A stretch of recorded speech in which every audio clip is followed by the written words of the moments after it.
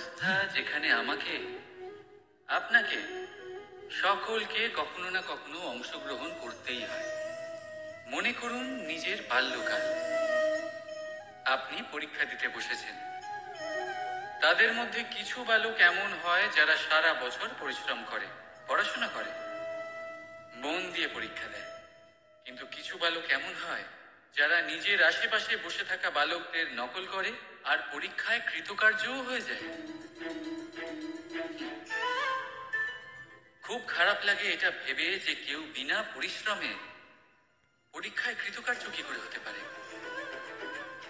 কিন্তু মনে রাখবেন, যারা নকল করে তারা পরীক্ষায় কৃতকার্য অবশ্যই হয়ে যায়, কিন্তু সফল নয়। কারণ আমরা এক বিশেষ কথা ভুলে যাই যে প্রত্যেক মানুষের ব্যক্তিত্ব আলাদা হয়। আপনি অন্যদের নকল করে নিজের জীবন অতিবাহিত করতেই পারেন, কিন্তু যদি নিজের জীবনে সাফল্য লাভ করতে হয়, যদি নিজের জীবনে আনন্দ পেতে হয়, তাহলে মনে রাখবেন নিজের প্রশ্নগুলোর উত্তর জীবনে নিজেকেই খুঁজে বের করতে হবে। রাধা রাধা। মানুষ যখন সাফল্য অর্জন করে তখন তার মধ্যে জাগে অহংকার। আর এই সময় মানুষ সচরাচর একটা কথা ভুলে যায়, নত হতে। সে ভাবে যে আমি কারোর সামনে কেন নত হব। আর এটা এই কারণে হয় কারণ মানুষ এক গুরুত্বপূর্ণ কথা ভুলে যায় যে এই সংসারে, এই জীবনে সে যা অর্জন করেছে নত হয়েই অর্জন করেছে। বাল্যকালে সে হাঁটতে শিখেছে এই মাটির কাছে নত হয়ে, পড়ে। বড়দের আশীর্বাদ নিয়েছে নত হয়ে। ফসল কাটার জন্য চাষিকে নত হতে হয়, কুয়ো থেকে জল তোলার জন্য কলসিকে নত হতে হয়। ঈশ্বরের থেকে আশীর্বাদ পেতে হলে তার কাছে মাথা নত করতে হয়। ঝড়ের মধ্যে গাছ সুরক্ষিত থাকে কি করে? নত হয়ে।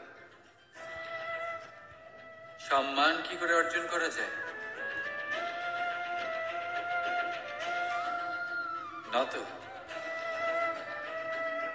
কারোর সামনে নত হওয়া মানে নিজের আত্মসম্মান বিসর্জন দেওয়া নয়। তার অর্থ হলো বিনম্র হওয়া। আমরা মানুষ, আর ওই আকাশের উচ্চতায় পৌঁছানোর জন্য আমাদের কোনো পাখির মতো ডানার প্রয়োজন নেই। শুধু যত নত হবেন ততটাই উপরে উঠবেন।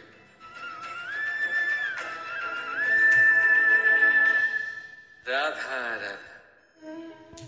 আপনি এই সংসারে এমন অনেক মানুষ চেনেন যারা অত্যন্ত স্বার্থপর, যারা শুধুমাত্র প্রয়োজন পড়লেই আপনার কথা মনে করে। তাছাড়া বহু বছর তাদের দেখাই পাওয়া যায় না, কিন্তু যখনই তাদের আপনার সাহায্যের প্রয়োজন পড়ে হাত জোর করে আপনার সামনে এসে উপস্থিত হয়। বড়ই রাগ হয় এদের ওপরে, মন ভারী হয়ে ওঠে। মন এই কথাই বলে যে এই ব্যক্তির সাহায্য করা উচিত নয়, কিন্তু আপনি এরকম কখনোই করবেন না। আপনি বলবেন, কেন বলছি আমি এই কথা? মনে রাখবেন, আলোর খোঁজ মানুষ শুধুমাত্র তখনই করে যখন অন্ধকার গভীরতর হয়।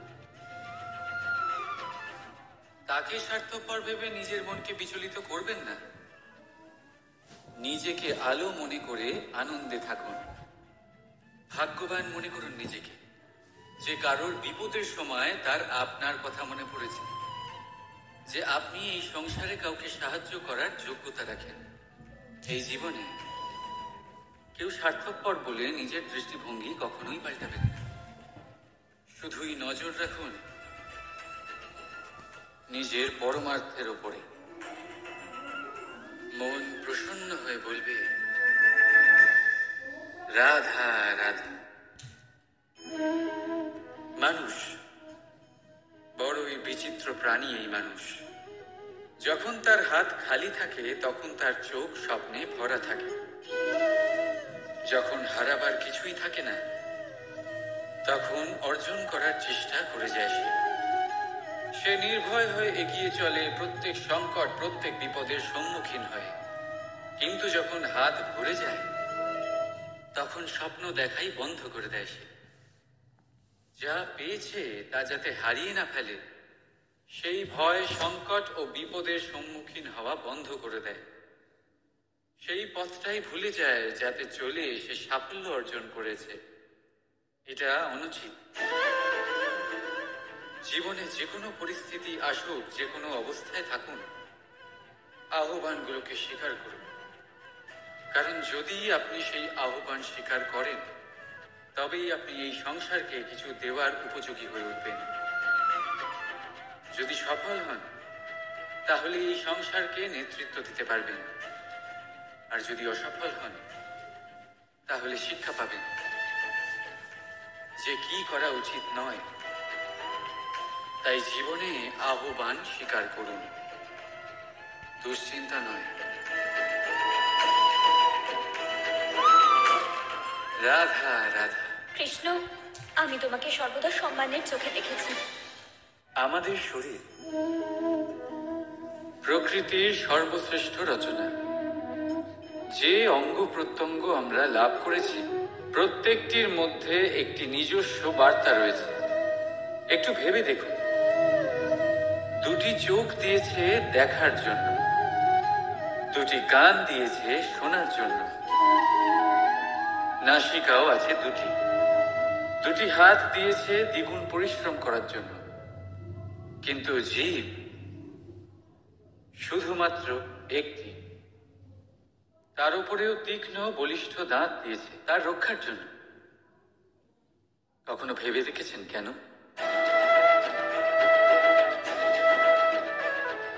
কারণ শব্দ আর শব্দের প্রয়োগ মানুষের সবচেয়ে বড় অস্ত্র, যার প্রয়োগ যত ভেবেচিন্তে করা যায় মানুষ তার জীবনে ততটাই উপরে উঠতে পারে।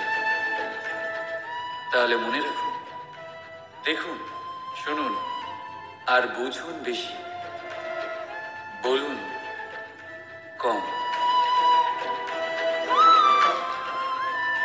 রাধা রাধা। রাধা তো আমাকে বলেছিল ও তোমাকে ভালোবাসে না।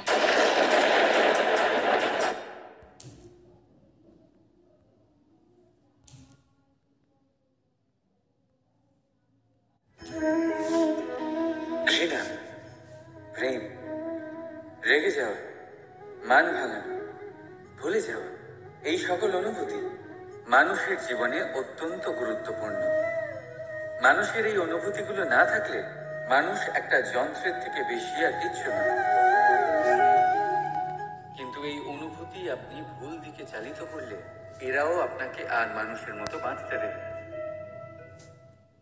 যদি ঘৃণার কথা বলেন, যদি আপনি কোনো ব্যক্তিকে ঘৃণা করেন, সেটা কেন?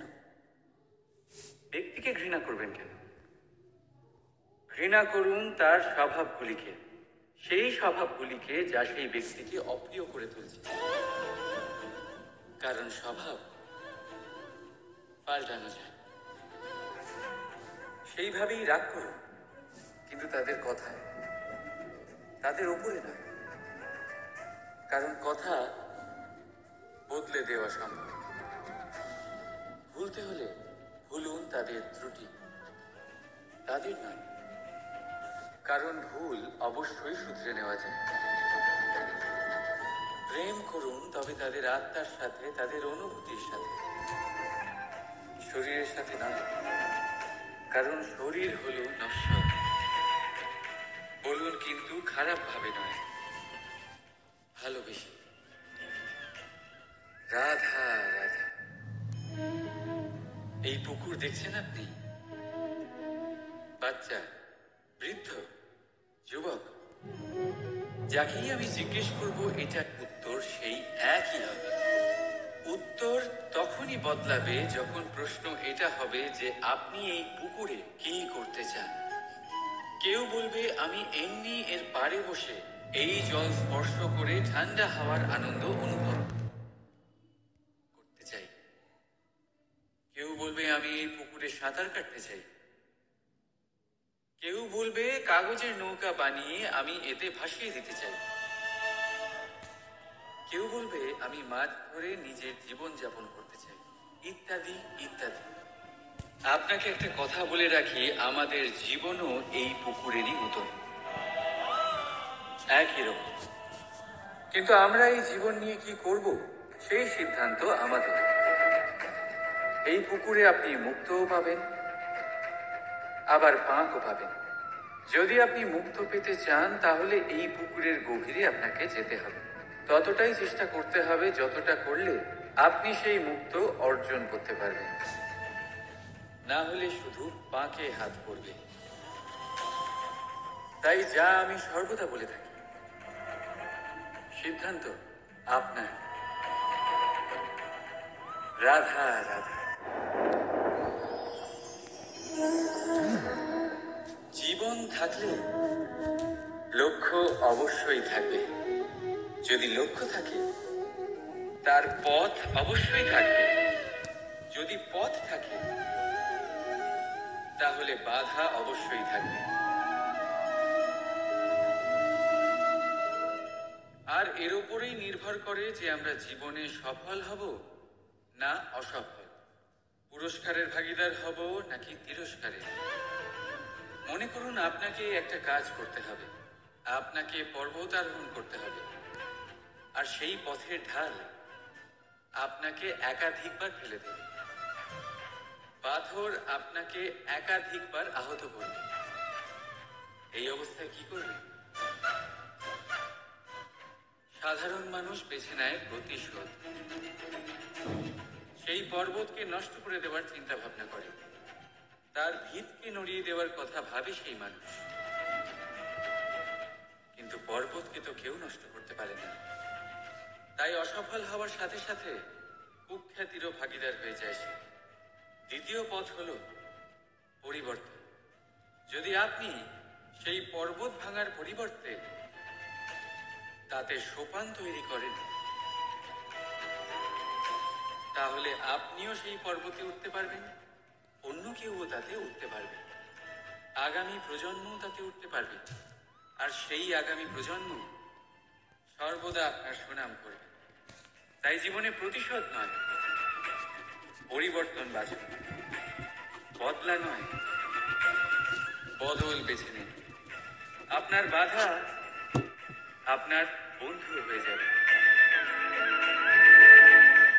রাধা